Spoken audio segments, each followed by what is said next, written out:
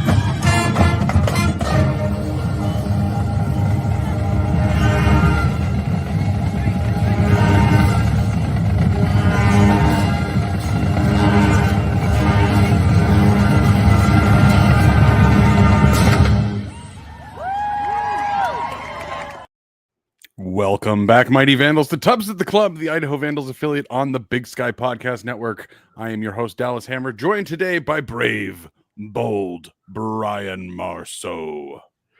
Dallas is always good to be here. And honestly, we're going to talk about the spring game, but we had to take a week off after spring football before recording.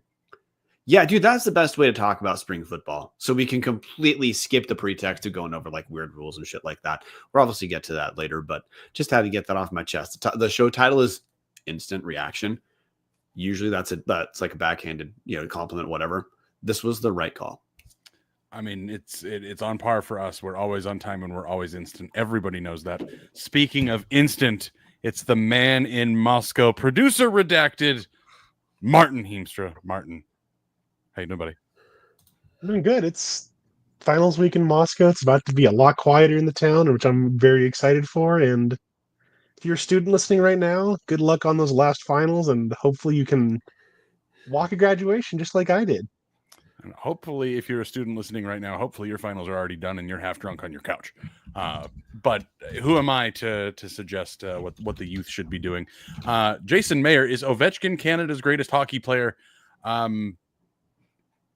I mean, I get where you're going with this, but I'm not going to make any political jokes on the show because if I start, they will never stop. So we are just going to proceed right on past that one. Get on the internet if you're curious about the joke Jason is making. Guys, let's jump right in. Spring game 2 weeks ago, or about 2 weeks ago. I unfortunately did not make it there. I was too busy with the Nickelback tour, wherever the hell I was that night. Gentlemen, I'll just kind of let Brian take the wheel. and we'll see where this car goes.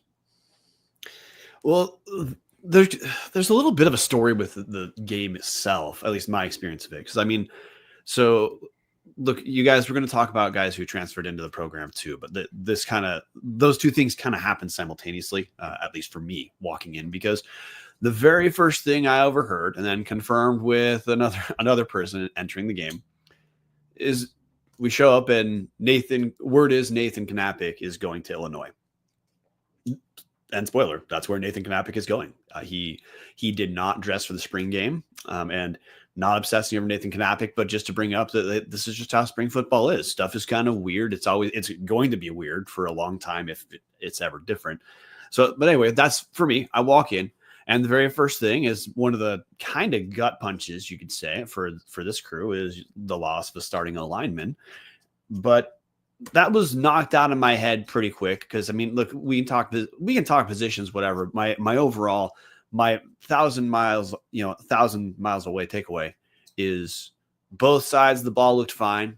Thomas Ford in interviews after the game said both sides were vanilla by design because Idaho plans on winning week 1 in Pullman, and there were certainly going to be no secrets given away to a school 8 miles away that could scout this game for free.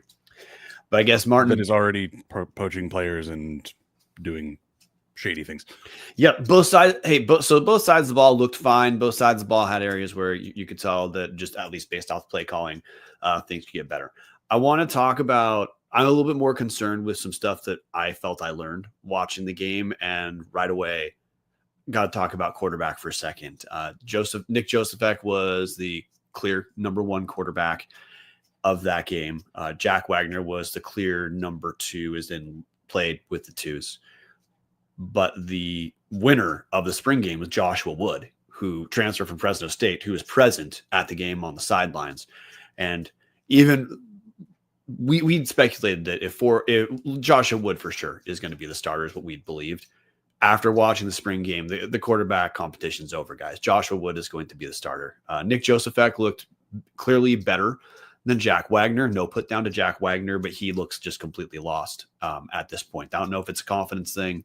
I don't know if it actually, we're going to learn that Jason Eck and Luke Schleisner last year were as good as they possibly could have been with Wagner quarterback. That's a possibility.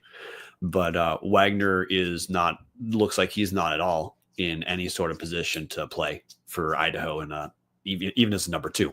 So I guess I'm going to talk about Nick Joseph as a number 2. If your number 2 quarterback was out there, he was 6 of 14. So numbers not fantastic, but Joseph did some things that looked pretty good. He was the victim of a couple drop passes, but a thing Matt Linehan in his interviews had said Joseph didn't do quite as well was, get his passes actually to the sideline, maintain correct mechanics and get the ball there with pace. He was able to do that. Okay. So, Joseph not the most mobile guy. He can move opportunistically, but you're not going to call, a bunch of designed runs for Nick Joseph. So my takeaway is if Joseph is Idaho's number 2 quarterback, Idaho is set just fine as a backup. I think Joseph could be a serviceable Big Sky starter, but I don't think if Nick Joseph is your starter, then if you're making the playoffs or you're trying to make it to the final 8, your defense has to be really damn good. So if that's what our situation with the backup quarterback is, man, I'm absolutely fine with that. And obviously Joshua Wood did not play, but I just feel that we understand the quarterback situation now, and gotta tell you, according to the hype coming in about Joshua Wood, is coaches believe he has the talent to be one of the best Vandals ever. He doesn't have to actualize that. He can actualize 75% of that. That's a gigantic deal for Idaho. But to close for my end of the quarterback thing out, Martin, I guess I'll ask you if your takeaways are different. I just feel that after the game, there's not much to understand anymore. Joshua Wood is the starter. It is his position to lose when fall camp starts. Your thoughts?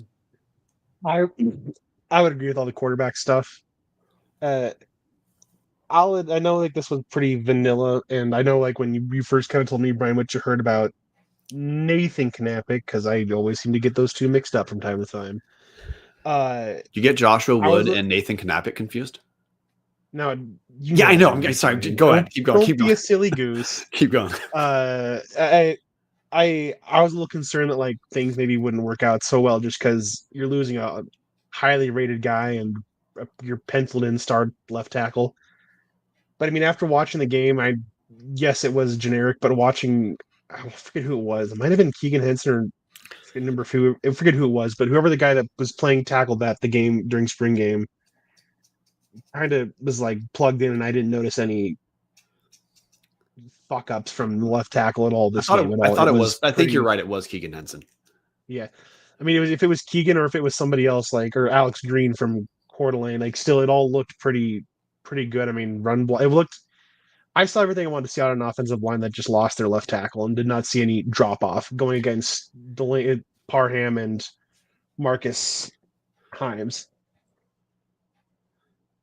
Yeah, well, and that's one of the O-line takeaways too. Is there were only, this is based off interviews after the spring game, there were only 6 healthy or 6 available. That doesn't mean unhealthy. The other guys are unhealthy, but there are only 6 available O linemen for the spring game. And I guess technically 7, as a party played about 20 snaps, and then when he left it was 6. But yes, anyways, very few offensive linemen available. 6 and a third, you might say. And I thought the O line looked steady. There's always, I think that in spring ball, you're more likely to see if you have glaring weaknesses than to be able to tell like the ceiling of a unit. And the O line did not look at all like a glaring weakness, which that doesn't, I don't know if that sounds like it's a half put down or not, but I thought the O line checked the boxes they can during spring ball. The not very mobile quarterbacks, there's 1 total sack in the spring game. Oh, now, to be fair, the defensive calling was vanilla, and this was the least aggressive defense that Idaho's offense saw the entire spring. So offensively, they probably felt like this was actually a pretty easy day. But with that being said, there's only so much you can take away from the spring game, and I did not leave this game, which this is not the case for all of the most recent spring games, even during the EC time. There was no moment where I thought, okay, the O-line's clearly not good enough. I mean, again, Ford brought this up in his interview after his first spring ball with Idaho offensively. I mean, it was the joke amongst staff was they didn't know if they scored a touchdown the entire year. So, and part of that's the O-line, part of that's quarterback. Well, this year, if that's a reasonable barometer, because remember that team that spring ball and didn't think they joked about not scoring an offensive touchdown, they made the playoffs. This team is miles ahead of that. They've got the quarterback situation resolved. They've got the O-line situation, which we'll talk about more too. It's just better than it was with what Eck inherited, and relative to what Eck developed and people who transferred out. I feel like the O-line development for Ford year 1, it looks like it's ahead of schedule. Well, and that kind of lines up with the timeline we had with the Eck era, right? Obviously, I don't think any of us thought it was going to be over after 3 years, and certainly he made it sound like it was not going to be over in 3 years. And we'll talk all about the Eck era in a future show upcoming. But Ford said in that interview after the game, night and day and light years ahead were the ways that he described this program right now. Still a long way to go to get to 10 wins, but overall, like he said, it's in a much better spot. Well, that's what we were all talking about for years with Jason Eck was where's the biggest need of improvement it's the offensive line. For whatever reason, Petrino just those lines just couldn't seem to get it done. Eck comes in. That first year was a bit of a struggle. Second year, we saw some improvements. Last year, it was, hey, there's really some depth that has built here. Yeah, this might not be a world-beating North Dakota State or Montana State style offensive line, but there's certainly growth here and a base of talent. And now here we are, 6 healthy offensive linemen, and the offensive line is standing out for the fact that they don't stand out, and that's a very good sign. And that takes us into a little bit of transfer talk, guys.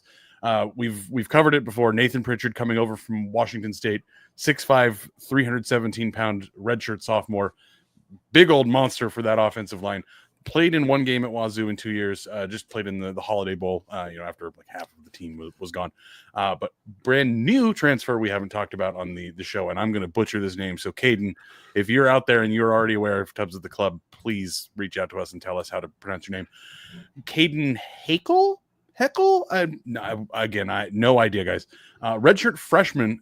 He actually committed to Arizona State. Was on the Arizona State team that went to the college football playoff. Did not see a snap. Redshirted and was just a scout team guy all year long. But 6'5", 310 pounds there, coming into Idaho with 4 full years of eligibility. With the transfer portal as it stands, who knows how things will go, especially even like Joshua Wood. Does he have the talent to be an all-time Vandal? Absolutely. He has 3 years of eligibility assuming he gets the red shirt for 2023, where he was injured and missed the entire season. So we'll see what happens there. But bringing in young, big offensive linemen from former Pac-12 schools, one now Big 12, one now Pac-2, I guess, if you want to say it. So there are reinforcements coming. Again, there's going to be a bunch of freshmen. Thomas Ford has made it very clear. If a freshman is going to show up and be ready to play, it's going to be an Anthony Woods situation of, if that guy is good enough to get on the field and deserves playing time, deserves the rock, deserves the snaps, they're going to get it. So we're probably going to see a freshman offensive lineman at least get sprinkled in at some point throughout the season. So really confident at the moment. Yes, it's terrifying that both of the Knappich brothers are gone, but the offensive line does have reinforcements coming in from the transfer portal. Brian looks very confused. Sorry. Computer issue for like 10 seconds, guys. Yeah. So, all right. So we just covered offensive line, quarterback. We can hit the other offensive groups real quick.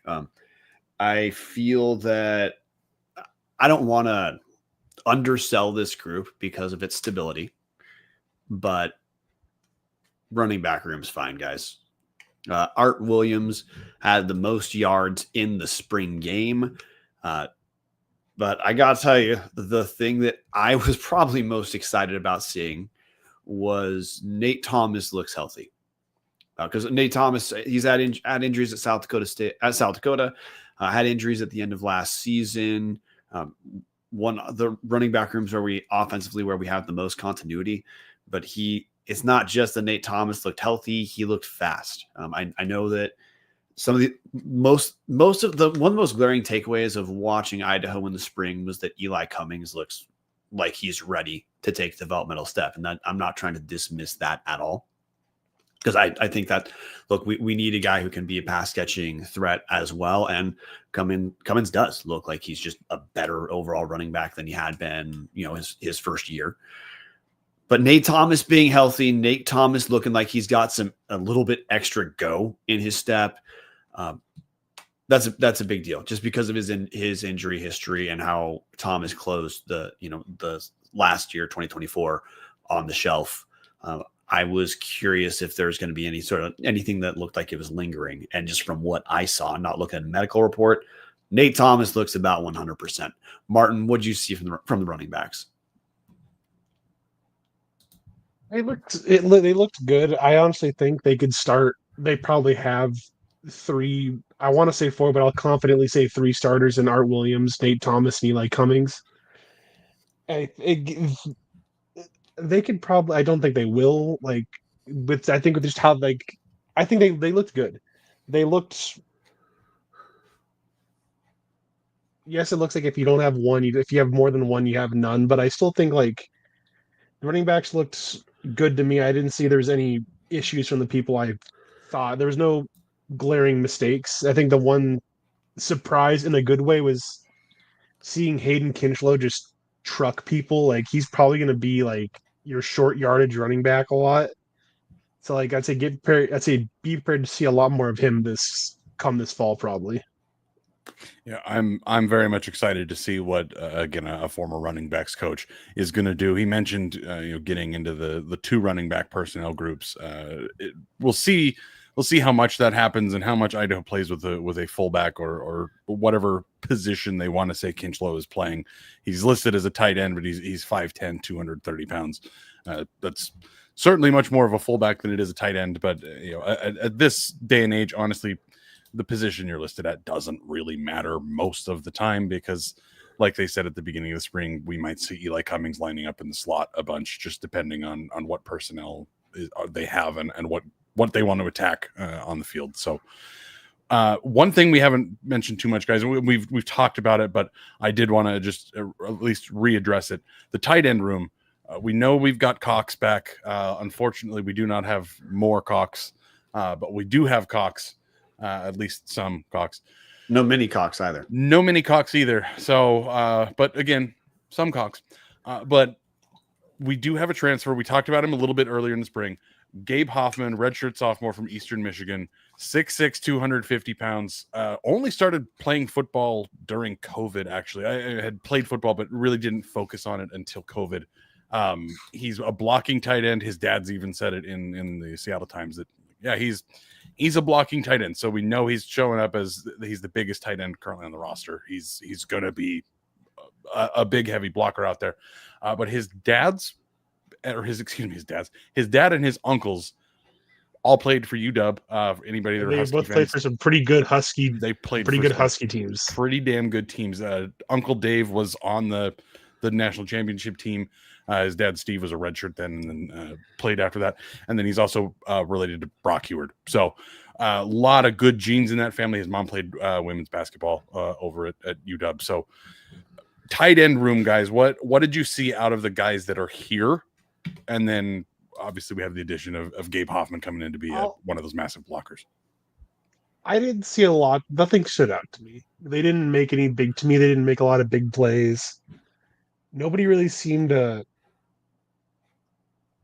nobody stood out to me. Nobody really, like Nate, like, I know I was kind of talking like Chance Bogan up a little bit during the spring games, but during the spring practices, but he didn't really do much to become the number one.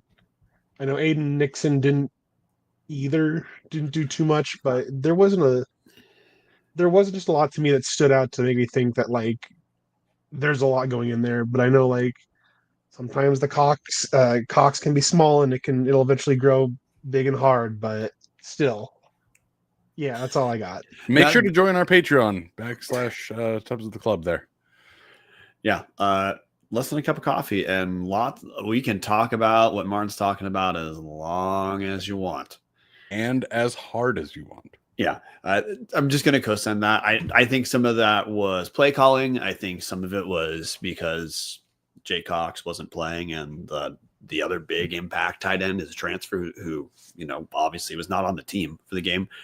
I mean, we know to look at Chance Bogan as essentially a small tight end or a really big slot receiver. And that's the way he'll contribute. I don't know if the play calling is part of what inhibited seeing Bogan, because Martin, you had said previously, because you went to the scrimmages, that he had been a target who, I'm not saying you never said he stood out as like the top target, but if he was starting to make plays compared to years past I've seen him make. Yeah. So I brought this up ad nauseum. I'm just going to say it again. The scrimmages are more valuable as far as takeaways for this team than the spring game itself. So I just think, I think we knew the tight end room was likely a room that we're going to just see very little out of in the spring, especially with Jay Cox on the shelf. So not a put down. That's just what it turned out to be. So, we're going to, we know how Jake Cox can contribute, a little bit as a pass catcher, but also as a blocker. We also know about how Chance Bogan is going to contribute. This is just a group that is going to potentially develop, or I don't think this is a put down to the last few years. Every year, like we've kind of been excited about the tight end room producing more, and they took baby steps, but I don't think any like gigantic steps were taken the last 3 years. So my takeaway from spring is, hey, what you saw the last few years from tight end, unless our transfer out of Eastern Michigan is absolutely breathtaking, it's probably just going to look really similar. Mm-hmm. Or don't forget Oliver Fisher transfer from the trucking school in Boise. also transferred down. It didn't make a huge impact in spring, but Yeah. A name that people were circling as again another 6'5" tight end that has played at a higher level. So, any other takeaways from the offense, gentlemen, before we move on to maybe the more fun side? We haven't talked about receivers at all, and now some of this too. Again, like I guess I'm not going to say it again. We know there's vanilla play calling on both sides. I'm not going to address that. I'm just going to trust you guys understand how that impacts takeaways. Michael Graves was healthy, and he was playing with the ones, which to me that's a pretty big deal. Graves did. Now the wide receiver room did drop a couple passes, and I think this is a group that's going to take a minute for them to gel, you might say. Just because if you go through the current roster of what Idaho has at wide receiver, we know there's talent, but it's a lot of guys who have not been number 1 or number 2 receivers in their time in college, or even like Michael Graves, he's been injured a ton. So he just hasn't been on the field as much as, you might think based off how long that name has been with the program. Like, Marquand McCraney was a guy with a lot of hype when he came to Idaho. He did not play. So no idea where he's fallen on the depth chart. We know Lanyata Alexander Jr. I thought he looked pretty good. He's also returning kicks. So just the fact that he's one of the guys returning kicks, I felt pretty good about that. And then, Tony Harsty, he had some moments in the spring game where I thought he looked like a contributor. We kind of know Emerson Cortez Menjivar. We know he's going to be one of the top receivers on this team. And there were a few moments where Davion Superales looked okay, although I believe he was one of the guys who had the drops in the spring game.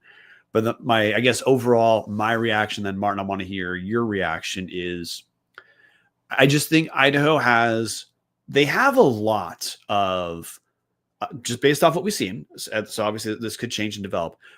As of this moment, Idaho has a lot of mid to low end number 2 receivers, a lot of real solid number 3 receivers. Emerson Cortez Menjivar, maybe he's a high number two receiver, but it's a very steady group. The ceiling of individual performance, I don't think is what it has been for the last 3 years at Idaho at receiver, which is to say, I didn't look at that group from what I saw and say, oh, here's the brain dead number 1 go-to receiver. But that's also a thing that takes time and chemistry to develop. And as we talked about earlier, they weren't playing with the number 1 quarterback for the fall. So I think it's a deep room, but I think it's still going to be a minute, and it might even take a couple weeks before we know as viewers, fans, who the top 2 targets are going to be. I think right now we're looking at a team that, there's a lot of guys who are going to contribute a few catches each game, but is there a first team? Did I know walking away that I was looking at like a first team Big Sky receiver in the spring game? I don't think so. Yeah, I did not see the spring game because it wasn't broadcast and I didn't make it down. But I think of all the position groups that we have uncertainty about, I think receiver is probably the one I'm least concerned about because, again, guys are gonna get opportunities. A lot of these guys have not had opportunities. Lanyata Alexander Jr. has realistically seen the field 1 season for a Montana State team that is essentially allergic to the pass. And can I add one thing there to just further buttress your point? Yep. The years he was at Montana State, their number 1 receivers have gone pro, like to play in Canada, which is to say they never threw. And when they did throw, they threw to 1 dude. Yeah. So I guess that's part of what I meant of like, I believe there's development that we're going to see out of some of these guys, but they've had 1 spring with a backup quarterback. Exactly. Like Lance McCutcheon is obviously a little bit before this era of Vegan's Montana State team being a world beater, but Lance McCutcheon's been kicking around NFL preseasons for years at this point because he had the talent to do it. He played at a school that didn't throw the ball a ton. So it'll be really interesting to see. Lanyata Alexander has 23 catches in his career. And he's a redshirt junior, I think now. But again, has bounced from 2 different Pac-12 schools down to Montana State. And again, 22 catches there in 2 years. But I guess he didn't play one of the years because of transfer rules. But that's a story that I think you're going to be able to say about a lot of these guys. Davion Super-Alice was a quarterback in high school, went to Montana State. We still don't really know how that all worked out, but he's now here as a receiver, and Ford has spoken very highly about him. We know Menjivar has had some moments that have popped. Tony Harsty's had moments that popped. Trace Higgins has had some snaps and looked decent doing it. Michael Graves has looked really good when he's healthy. Like, all of the guys that we have at least an idea of have played or have looked good, or the coaches are really thrilled about. But again, it's been a super vanilla offense. And guys, I know that the quarterback competition has to happen. I know that, you don't guarantee a guy a spot, but you're hearing it here from Tubbs at the club. Joshua Wood is the Vandal starting quarterback.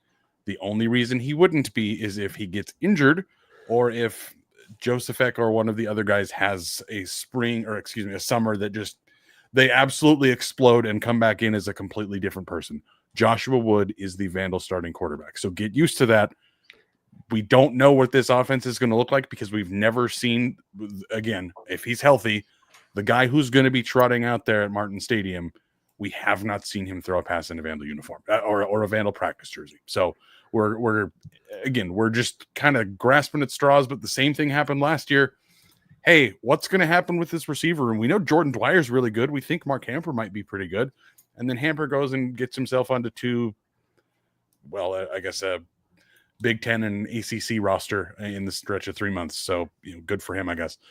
Captain 58 in the comment section. ECM is my pick to pop. I would also agree with that. If I had to pick one guy right now, it would probably be ECM, just because I think he's about the most explosive guy that we've seen so far. Yeah, I want to rephrase some of what I said about the wide receivers too, because I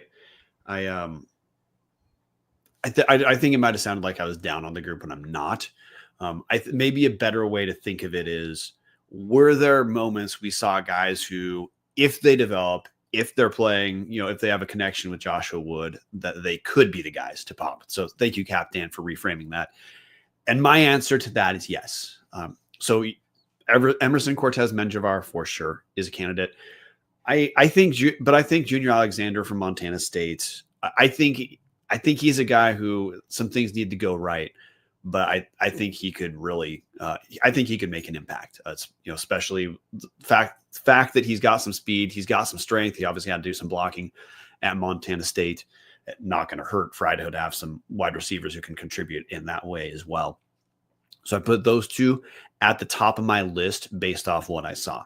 Now, guys who maybe to me, that's how I'd handicap who looks like the number one receiver. So I think it's either going to be Emerson Cortez Menjivar or Junior Alexander, who are going to be very quickly.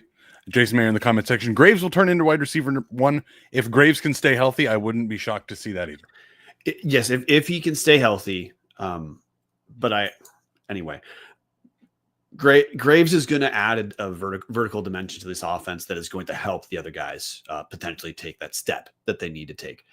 The guys I do think we're going to see more from Tony Harsty this year than we saw last year, because he does look fine.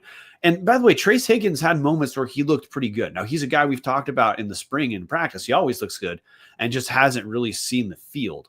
But Trace Higgins had moments in the spring where he looked like a guy who could be a solid number 3 receiver. And Davion Super-Alice had moments too, but because he hasn't been a wide receiver for that long, I'm going to give him a minute to develop. And of course, like all these guys have rapport to develop with Josh Wood once that happens. So, I think that ECM and Junior Alexander are the guys. If you're going to gamble, those are the most likely one and 2 wideouts in my mind. We're going to see Captain 58 Alexander in that sort of Therese trainer role. Martin, I'm going to ask you about that. Your thoughts on Junior Alexander potentially as a Therese trainer type of player. And by the way, Captain, I suppose you mean Therese trainer Jason Eck era. Is that what you mean? Are you talking about when he was the number 1 receiver? We'll let you answer that while Martin's answering. I would agree with that. I kind of would probably see Alexander as kind of that Just a big guy, big receiver that can just go up and get passes. Not gonna probably put up flashy numbers like your JJ's or your Hayden Hadds, but still probably gonna be that reliable guy that you can throw to, and he's more than likely going to catch it. Probably not going to get a bunch of OPIs as composed to Trez Trainer, which we've seen a lot of. But like, I would agree with that. It would be hard to get as many OPIs as Trez Trainer did. Yeah, I mean, I will say another reason why maybe we should put an asterisk or put a button next to Junior Alexander as a guy to look at. He got 22 catches last year at Montana State without that many reps. So, going in the vanilla offense, going with the backup quarterback, he already has a couple of reasons to stand out a little bit less in the spring, but he still, to me, did stand out as probably one of the obvious number 1 or number 2 receivers in the room. Gentlemen, before we get to the defense, if you are looking for a great all-inclusive week-long vacation, don't look past your backyard. Hughes River Expeditions has been vandal-owned and operated since 1976, and they're ready to take you on the vacation of a lifetime. Enjoy a multi-day trip down the Middle Fork of the Salmon, the main Salmon River of No Return, the Salmon River Canyons, or the Selway. You can even check out special trips like one to see the Perseid Meteor Shower. Camp on pristine beaches, run amazing whitewater, hike scenic trails, spot wildlife, soak in beautiful natural hot springs, and fish the most remote stretches of river in the entire United States. Just bring your clothes. HRE will handle everything else. Grab a paddle, catch dinner, and ride the bull all throughout the Gem State. Call them now at 406-540-4450. Again, that's 406-540-4450. Or check them out at hughesriver.com. Gentlemen, defensively, I know that scoring systems are weird and nobody cares what the score of a spring game is. But for me, the biggest takeaway here was Sam Brown's interview after the game. Again, guys, Vandal Athletics has been posting interviews with the players from after scrimmages and after the spring game. I highly encourage you to go check it out. It's good stuff. It's honestly, it's about the most you're going to learn about the program that's not from listening to us. Sam Brown was jacked up and was so excited when he got asked about Court Dennison and the scheme of this defense. Said they played it super vanilla, and we've had folks in the comment section saying, I think it was Jason Mayer, it might have been Captain. Somebody said it looked like they were, I guess it would have been Jason because Captain's certainly not in Idaho. Looked like they were playing prevent defense with a 35-point lead. Sam Brown said specifically, he is excited about Dennison's scheme because it feels like Dennison saw the personnel and built the defense around the players he had, rather than just taking the defense and shoving them into the cushion of death like we saw from Mike Bresky for a decade. Feels like every guy gets to play to their strengths, and that's just going to make them much more fast, much more physical, because they don't have to think as much. They're already doing the things that they're prone to do. So obviously our takeaways are a little bit different when you go into the spring game and it's as vanilla as possible, and it does not look like the defense is going to look like in week 1. But Brian, your takeaways just generally of what you saw from the defense. A lot of depth up front. And also guys were moved around a little bit. Like, hey, you brought up Sam Brown. He mostly played on the interior, his last few years. Brown definitely played both on the interior and on the edge throughout a lot of the scrimmage. So interesting to see that. And we, when there's only like 6 O linemen who play, that pretty much means that it's like the one-ish group of O linemen playing the entire time. The defensive lineups, they were mixed up a ton, enough that I'm not 100% sure which group is the ones. Because we know, hey, Donovan Parham, we know he's going to be starting on one of those sides. I thought he was right side, but he was in some different groupings. And then also, hey, Maurice Himes, we know he's a guy who's going to get some reps as well. He kind of floated around in which grouping he played with, which is why, like, to me, the big takeaway was, okay, there's depth here.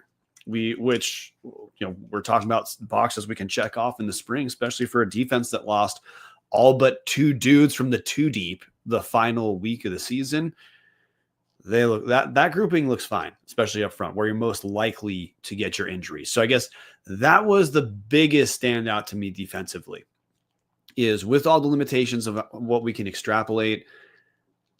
Ford got some athletes in there. There's names to be concerned about replacing right this far away. I'm not really concerned at all. And I think just the players uniformly, and from the sourcing we have, from the interviews that we've talked about here, uniformly, it feels that defensively, the players believe they are in the midst of a massive coaching upgrade. So the guy, look, we know Zach Krotzer can play. We know Sam Brown can play. They've contributed at the Big Sky level as starters. We know any Big Sky team would take those guys in their 2 deep. Most schools, either of those two would be starting. So we not trying to dismiss the local guys there. It's just they're the only known quantities, and we know they're starters. They can play. But upgrade coaching defensively, ton of depth up front where you're more likely to have some of your injuries. Man, I left the spring game feeling very fine about how Idaho looks up front. What about you, Martin? Looked good. Like you said, I feel like they have so many different people they can plug and play. They have I feel like this maybe just me talking out my ass, but I mean, still, they seemed like they have players that can play all downs. They have players that can be situational guys. They have depth. They have people to fill certain roles, which I think, I'll be honest, I don't think I would be able to have said that in years past, but this defense feels better than last year's and better than the Orange years too. Yeah, it's weird. And it's weird to say that when some very good Vandals graduated or transferred out of Idaho this last year. I mean, hey, Tommy McCormick, and we haven't talked secondary, but just because of how the season progressed, how we haven't been able to do our send-off, for the Jason Eck era, which we will within the next couple of weeks. Tommy McCormick got an invite to the New York Giants free agent camp, whatever the term is. I barely follow the NFL because I have this. Signed with the New York Giants. Yeah, Tommy McCormick signed with the New York Giants.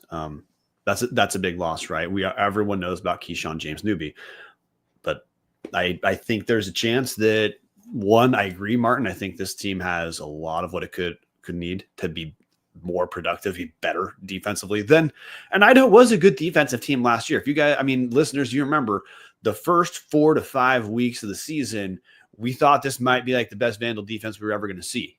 And then injuries took over, and mainly injuries up front took over, which then I believe changed a little bit of the defensive play calling for 2/3 of the season. Idaho's got depth up front. They have a lot of guys who look good. They have a lot of guys who look interchangeable, and having, 8-ish guys, 9-ish guys that can contribute up front. That's a huge deal. I don't have a smarter takeaway than that. From what we saw, there's no reason to be concerned about Idaho up front. Yeah, hitting the comment section very quick. Crewhead 76, somebody that would know, we'll have better coaching to protect weak spots on defense. I fully agree with that. Captain 58 saying, we went from really good defensive coaching to a goddamn mastermind. The Court Dennison defense is going to terrorize the Big Sky. Couldn't agree more with that. Captain, same with Crew. I am, man, be excited for the years that Court Dennison is going to be here. I don't think it's going to be very long. I don't think it's going to be as long as we're going to want it to be, because I do believe we are going to see some serious shit on that side of the ball. Something Sam Brown said in his post-game interviews. He did end up mostly going through the entire roster, kind of like he was just reading it before he realized he would kind of chuckle to himself a little bit, because he was just reading off all of these guys that have made massive improvements. But this is what we were wanting out of the Thomas Ford era was, hey, let's Dan Jackson or Thomas Ford can keep the roster stability of all of these guys that we know are going to be talented. We know what the Eck regime did. They did a great job of bringing in guys that could play. the Petrino era, there was a struggle with that. There were a lot of guys that just were not Big Sky caliber dudes, and obviously Idaho mired at the bottom of the Big Sky for many years. And now here we are. Matthias McLean played in 7 games last year. Not very many. Or it didn't have a ton of stats. He's buried behind a bunch of guys. Kid from Priest River, Idaho, and Sam Brown is talking about, man, he's going to be like an all-world kind of guy. He's going to be this huge just game wrecker at the defensive end. Then he started talking about Julian Lee and the steps he's made as more of an interior lineman, and starts going down the list of just these are guys that were just stuck behind other good guys last year, and it seems like we're starting to turn that corner of, yeah, it really sucks that Malachi Williams is gone and Keyshawn James Newby is gone and Dallas Afalava is gone, but all of the guys behind him have just been waiting for their opportunity to do this and more, or maybe less. I'm not saying everybody's going to be Dallas Afalava out there, but this is what we were hoping for, and what honestly the big takeaway for me of the Eck era is there is a bunch of talent here, and with Thomas Ford as one of the best recruiters in honestly the country,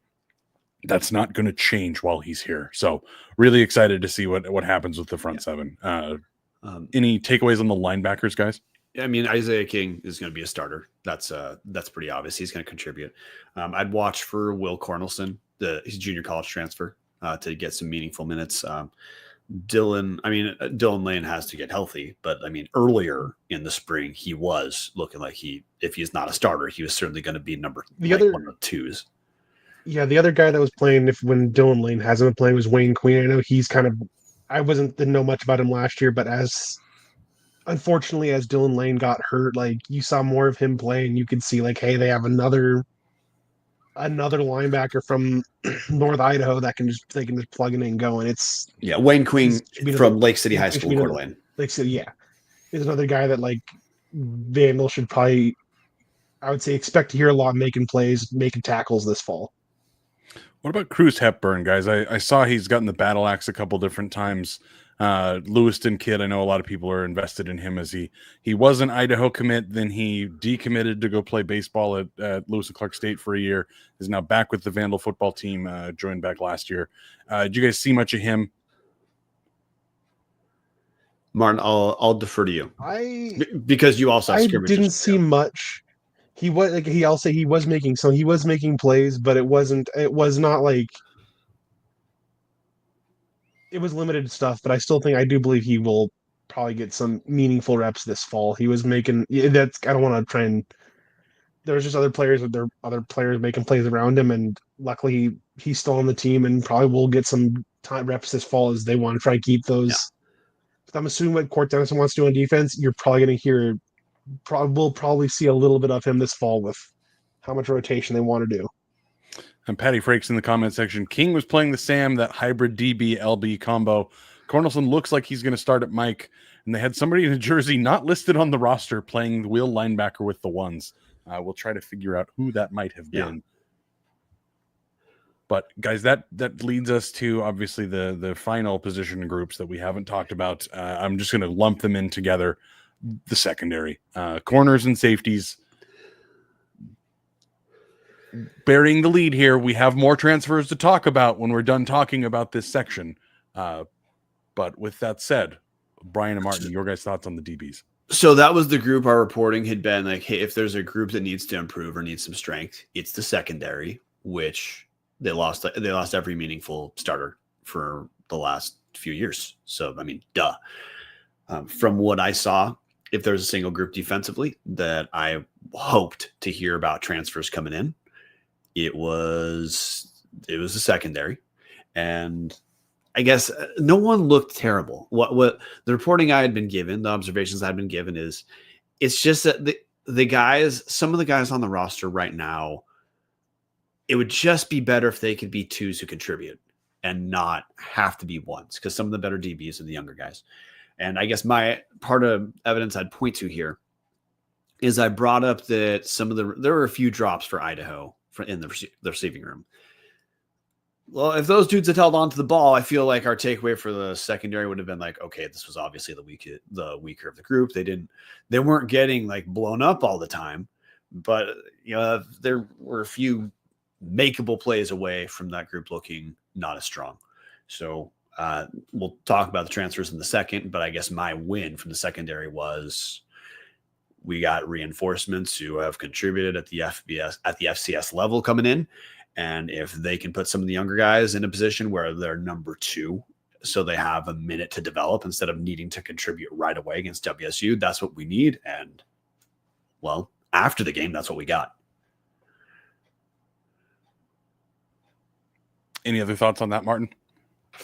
There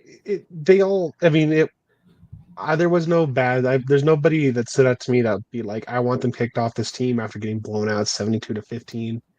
But like they all, there was nothing bad. There was no bad standouts. Like they all it was a spring practice that looked vanilla with vanilla coverages and stuff. So yeah, no dude was getting not a picked lot really on. to say. Yeah.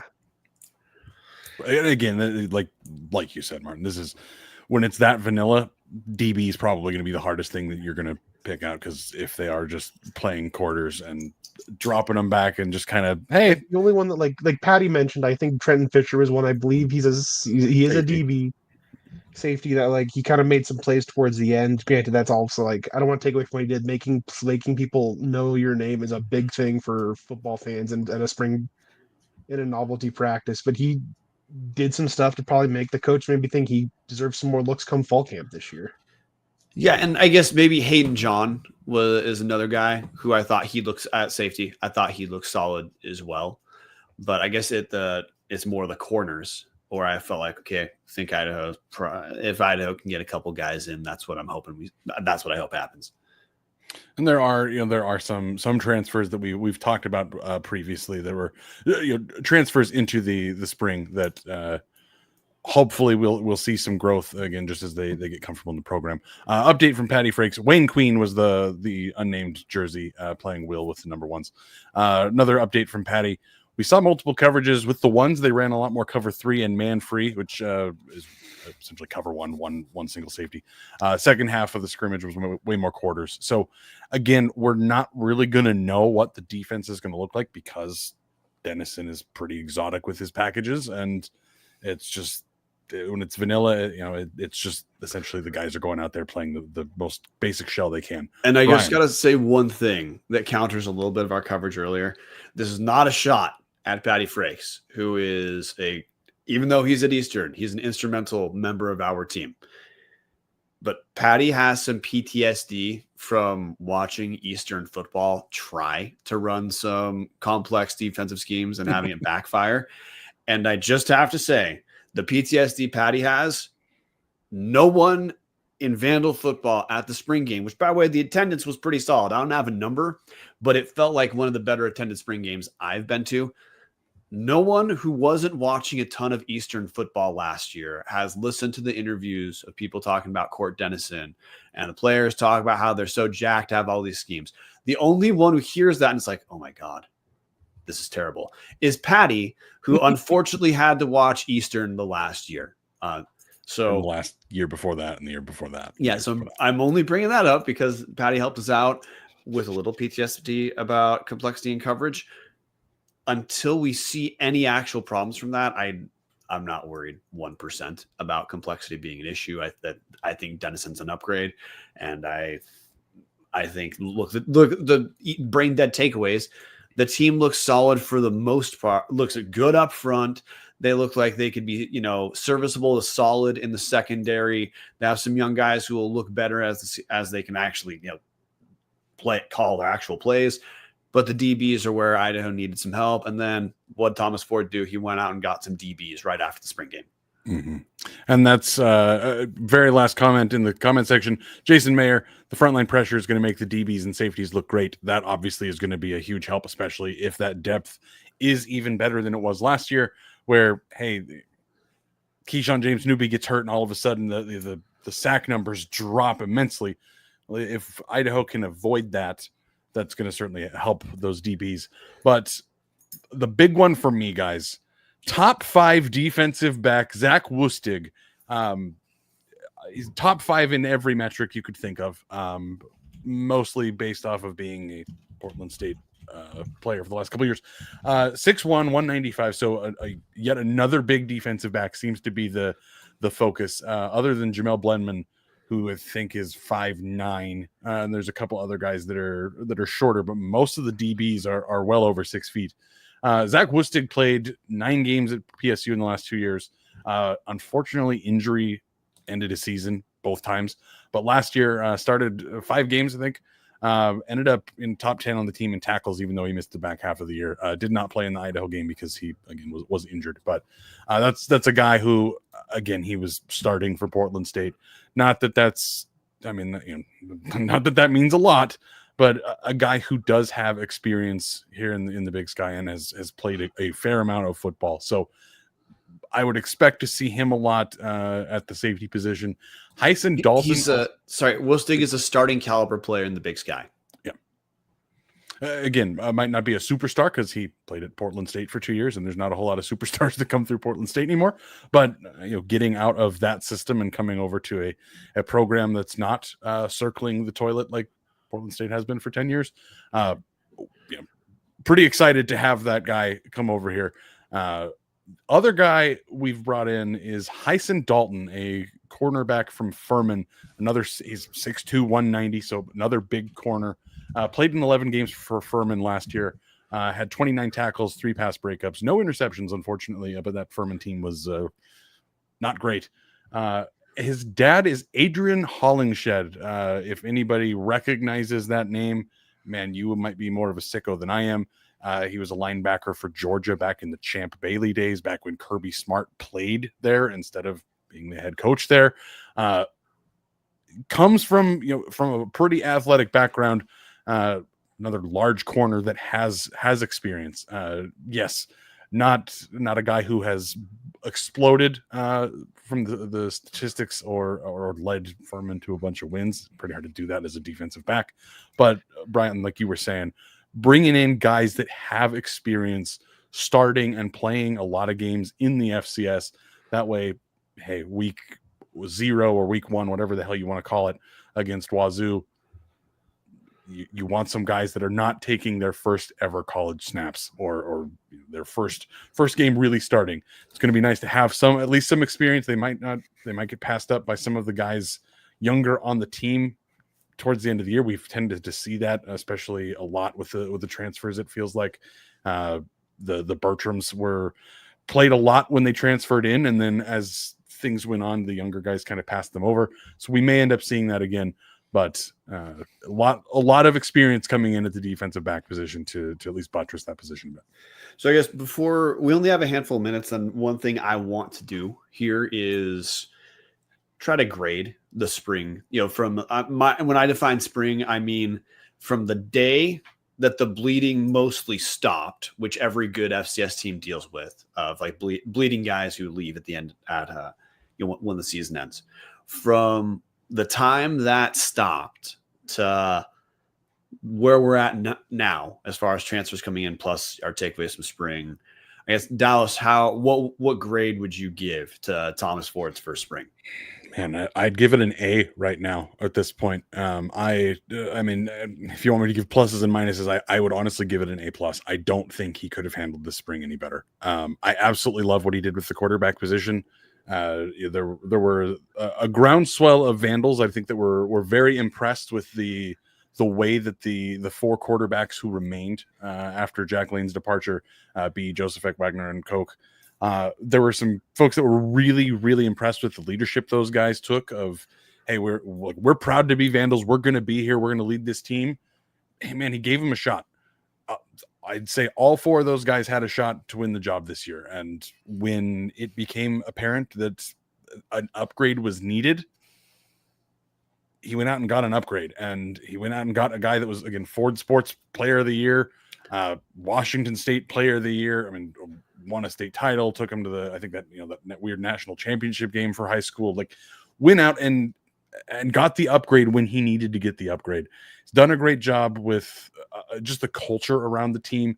The guys seem just thrilled to be here. Everybody's been saying great things about him. He's obviously charismatic as hell and is doing everything off the field the way you want. We talked about that when Eck took over for Petrino. Like, hey, it's hard to judge a guy when he hasn't coached a game yet, but man, everything that's happening up to this point, all the stuff off the field is going well. People are having good impressions and interactions with him. The recruiting obviously has been a hot spot for him for years, and we're obviously seeing that as Joshua Wood probably could have gone somewhere other than Idaho, and hopefully doesn't go somewhere other than Idaho after this year.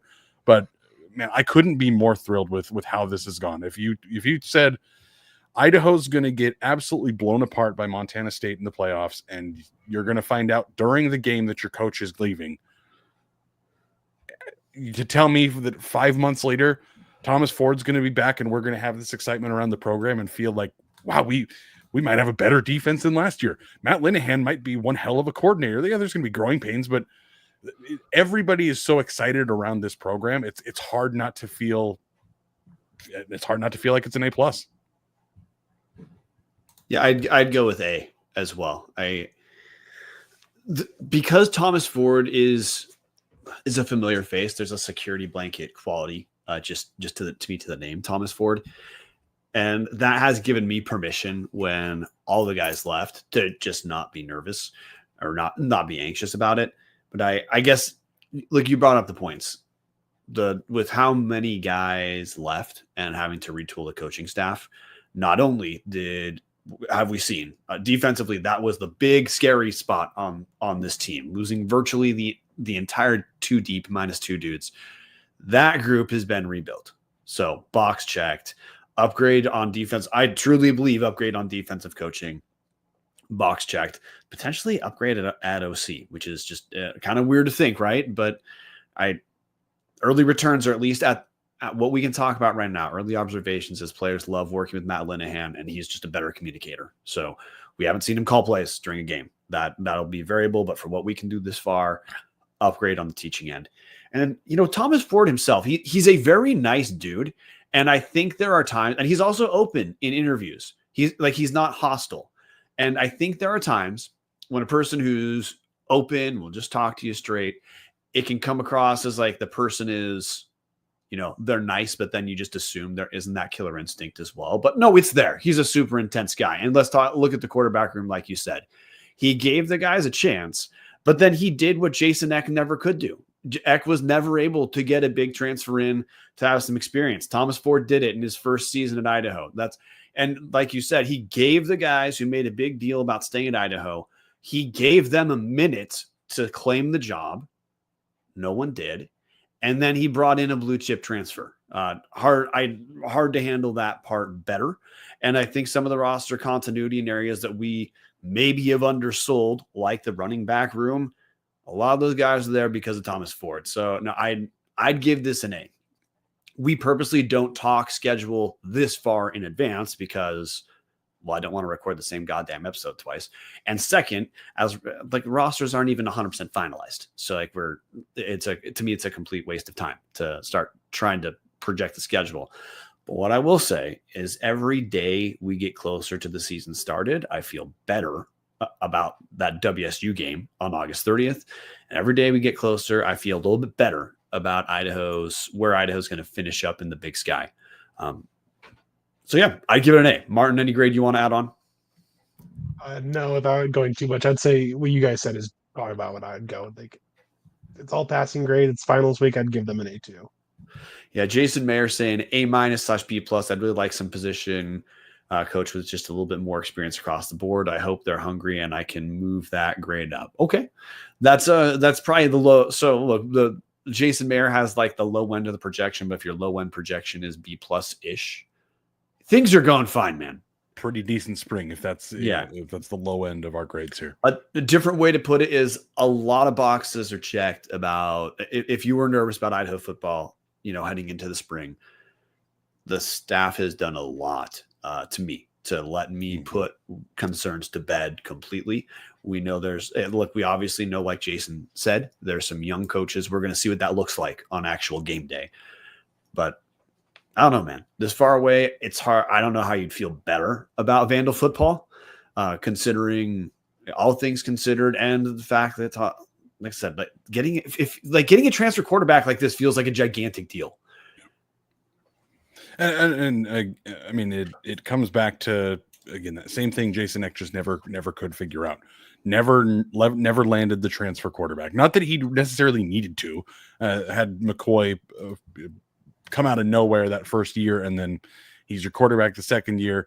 And I think it was a pretty open secret at that point that year 3 was going to be Jack Layton no matter what. And yeah, it would have been nice to see maybe Giovanni there, or another quarterback to have brought in. That way it wasn't, hey, we're going to throw out Joseph and Wagner, who have had no experience and just middle of the season. Good luck, guys. Would have been nice to fix that. But man, see the problem, fix the problem, go into the fall with an upgrade at the places it's needed. Captain 58 in the comments, Coach T. Ford is making a statement. He knows the territory in Moscow is ready to bring dudes to push the program forward. Ensley at offensive line coach is another upgrade. Again, we're hearing a lot of good things about him and the offensive line's development over the spring. One other thing I wanted to buttress with that is Jamel Cooper, go Rams, baby, Super Bowl champion. I think he's a big upgrade at the strength position. As the strength and conditioning coach, hearing great things about him. We've had some concerns about Vandal injuries in the past, and is there something that could be being done differently from the way that Heim was doing things to just keep guys healthier? It sounds like Cooper is doing things differently. Not that different is always better, but we are hearing a lot of guys are bulking up, even just in the spring. I would expect that to continue into the summer, and hopefully we're going to see some real hogs out there come August and September, guys. Any final thoughts, Martin? Thank you for chuckling at that. You caught what I was getting at. Any final thoughts, gentlemen, before we call this episode done and over? Nothing other than to say, to close out the springtime before we take our couple months off in the summer, we're gonna have our closing the book on the Jason Eck era discussion that we purposefully did not have, because there was actual news to talk about. And because I think everyone needed, in the Vandal world, with how emotionally attached to Jason Eck the fan base got, there needed to be time away from, we needed things to stabilize before that was a worthwhile discussion here. We've got that episode coming up. We need to shit on Sac State a little bit more for for their FBS stuff and what in God's name they're going to do with their other sports. Don't you mean Shack State? Yeah, we got You're right. We'll talk about that on other episodes. And then we close the year out with our question episodes. But the way the question episodes work is we message our patrons, patreon.com/Tubs the Club, support the show, what they want discussed, questions they want answered. It can be any topic. It can be football. It can be non-football. It can be be silly questions like, who do you think would win in a fight against a gorilla? 100 Dallases, 100 Bryans, or 100 Martins? It can be stupid shit like that, and we will fucking answer it. Those are the best kind of questions. That's kind of what we're known for. Well, we know it wouldn't be 100 Martins, because we'd have to get, for the 100 Martins to engage with a gorilla, they'd have to quit engaging with their microphone, for those who know what I'm talking about. But yeah, any questions you want, any topics you want to address, that we go to our patrons first. And then if you're watching live, then we can also look at the comment section, but we prioritize patron questions there. But that's our 2 episodes to close the season.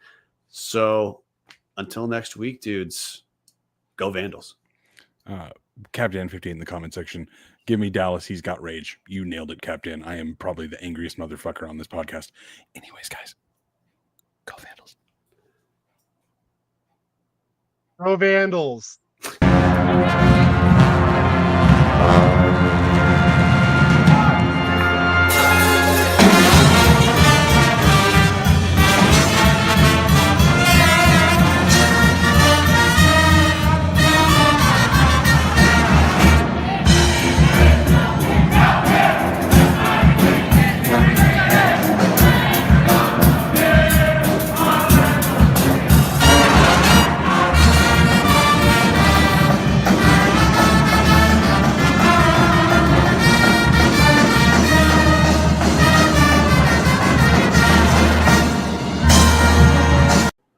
Go Vandals.